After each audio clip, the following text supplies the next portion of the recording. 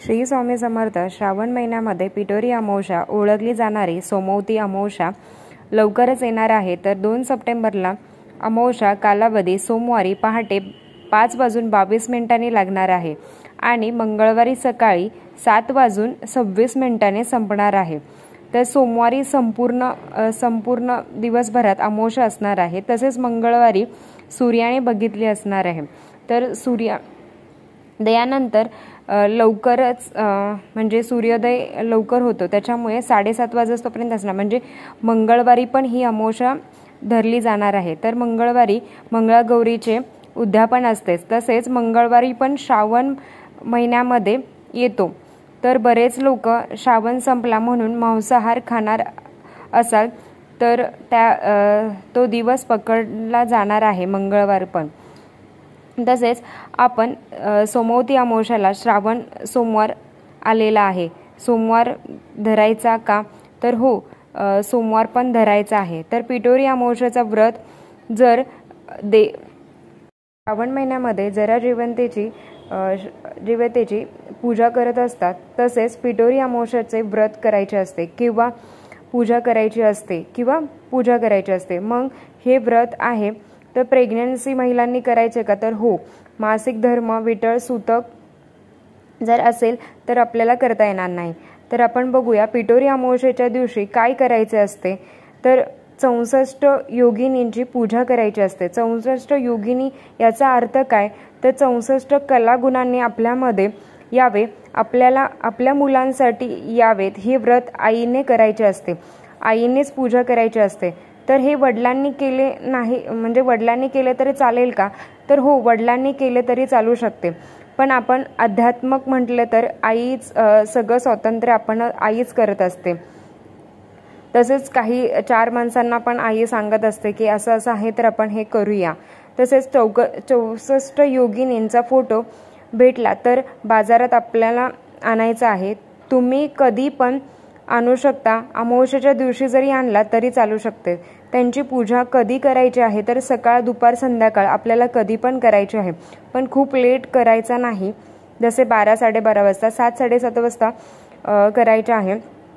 त्यांचा फोटो तेथे आणायचा आहे. तसेच आपल्याला फोटो आणल्यानंतर जसं आपण आघाड्याची माळ आणि कापसाचे वस्त्र घालायचे असते.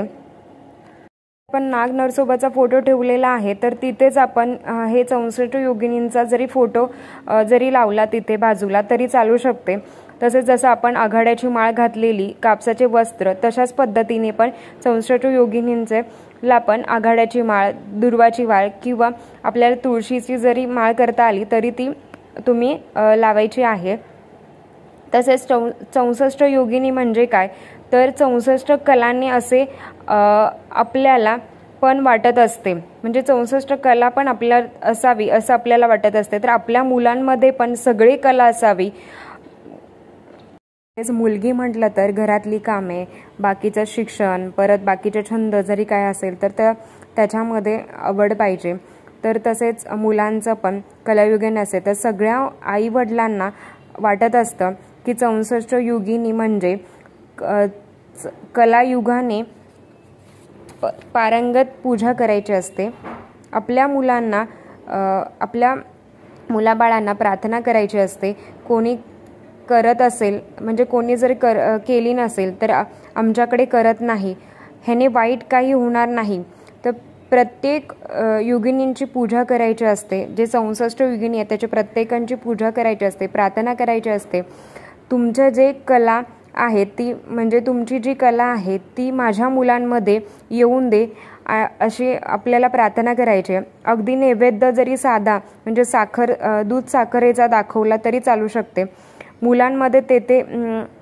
आणि आपण जेव्हा पूजा करत असताना आपल्या मुलांना पण तिथे बसवायचं आहे. तसेच तुमची जर बाहेर गावी जर मुलं असतील तर काही हरकत नाही, त्यांच्यासाठी प्रार्थना करायची आहे.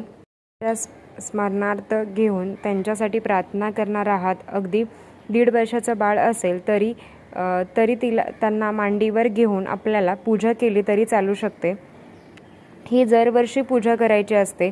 सुंदर योग आलेला आहे. अमावस्या पण आहे आणि सोमवार पण आहे. पण आपण छानपैकी पूजा करायची आहे. जरी केली नसेल तर आता तुम्ही करू शकता. तुम्ही प्रेग्नंट आहे तरी तुम्ही करू शकता.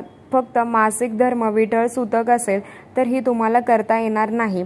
परंतु फोटो परत त्याच्यानंतर आपल्याला मंगळवारी तो फोटो काढायचा आहे आणि तो विसर्जन करायचा आहे. तसेच नाग नरसोबाचा फोटो अमावस्येच्या आधीच काढायचा आहे. घरातले कर्ता पुरुषाने अमावस्येच्या दिवशी जो कागद लावलेला आहे नाग नरसोबाचा तो काढायचा आहे आणि तो विसर्जन करायचा आहे. तर अमावस्येच्या दिवशी नाहीतर दुसऱ्या दिवशी पण आपण तो विसर्जन करू शकतो, जसे तुम्हाला जमेल तेव्हा.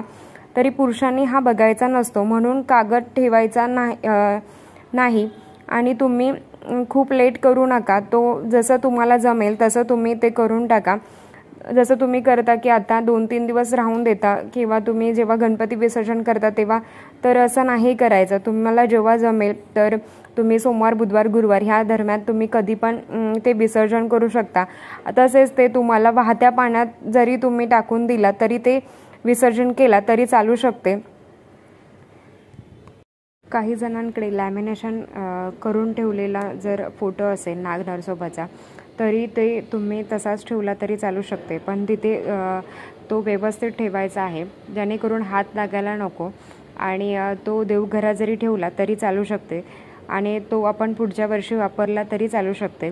तसेच अमावस्येच्या दिवशी आपल्या मुलांचे औक्षण करायचे असते. जसे 64 योगिनींची पूजा झाल्यानंतर आपल्या मुलांचे औक्षण करायचे असते.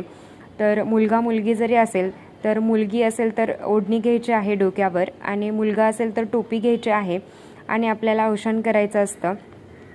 तर आपले कोणत्या दिशेला तोंड असावे, तर पूर्व आणि पश्चिम या दिशेला आपले औक्षण करताना तोंड असावे. तसेच आपल्या मुलांना अशी प्रार्थना करायची आहे की 64 योगिनींना प्रार्थना करायची आहे, माझ्या मुलांमध्ये पण तुमच्यासारखे कलायुगी म्हणजे कला येऊन दे, अशी प्रार्थना करायची आहे. आणि छानशी आपल्याला पूजा करायची आहे. तर तुम्हाला आवडला असेल तर लाईक, शेअर, सबस्क्राईब. थँक्यू.